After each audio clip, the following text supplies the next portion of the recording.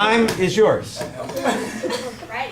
I don't know about you guys, but when I think of like a past memory, like a happy memory, I always get this like warm feeling in my heart.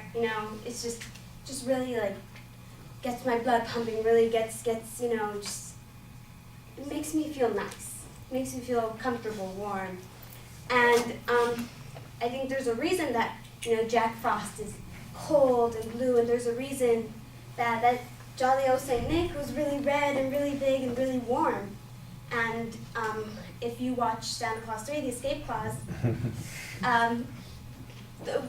she warmed up Jack Frost's heart with a hug, or warmth, a happy memory. And from An Affair to Remember, winters must be cold for those with no warm memories. Today I would like to talk to you about the warmth we find in loneliness, the warmth we find in a family, and the warmth we find in any group in general. I don't know, I get sad sometimes. I feel like everybody does, it's human nature. And when I'm thinking about those certain sad thoughts, I don't know about you, but I get a little colder. Like I really need a blanket to warm up in. And I think it just leads to, memories can be so cold. You can, and with the happiness that is around you, you can warm yourself up again.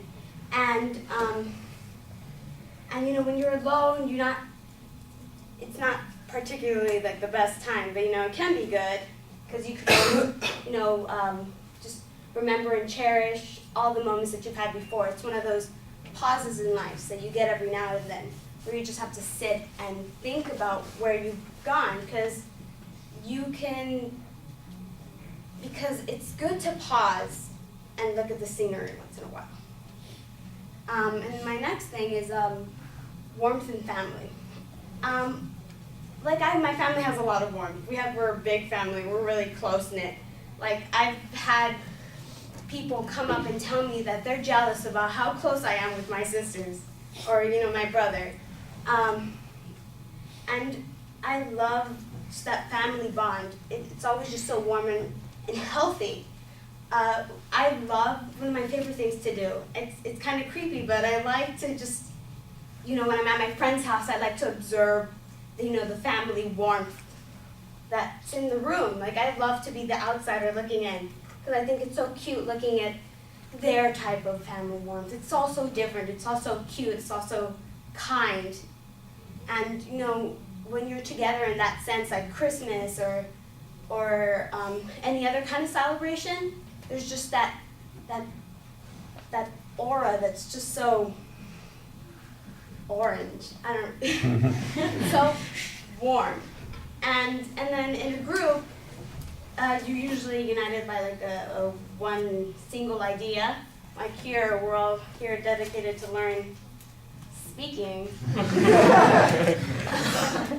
it's just that we're just creating memories here, warm memories that we can reflect upon in our lonely times. And so I truly believe in this quote that winter must be cold for those who have no warm memories, for people who don't have moments like these to reflect on, for that don't have families to keep you warm. I mean, at least everybody has been in some kind of group that you've created some kind of memory, whether you were like particularly in it or not. I think that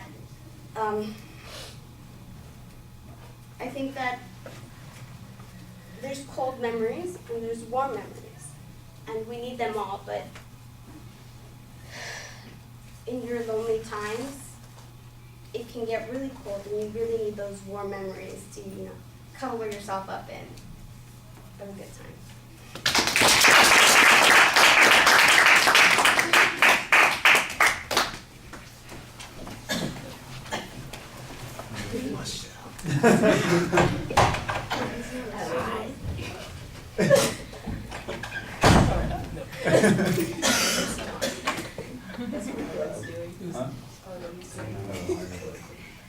Alright, so don't get sensitive. I didn't do anything, I swear. Do you want to keep timing? I mean, because I don't mind. If you want, can you? I like to. Yeah.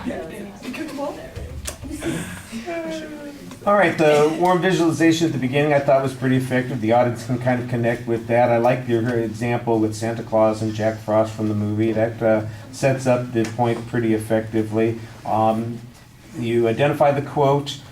You know, your perspective on the quote's not exactly clear, but you do have a pretty clear setup of what you're going to talk about, so I know generally where you're headed. It could be a little bit sharper, yes, but I think you give us a sense of where you're going with this. All the examples are fine. They could use a little bit of detail once in a while, but I especially appreciated a couple of the incidents that you pointed to, like being the outsider watching somebody else's family and seeing that sort of perspective.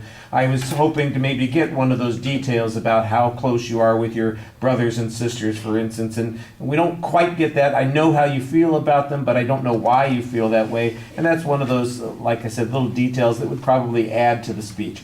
Presentation issues, your voice projects well. I think you've got good inflection while you're speaking to us. There are a couple of odd hesitations. At the end, it sounded like you got a little gassed, you know, just sort of like you ran out of energy. And so it's not quite as consistent as it was at the beginning of the speech.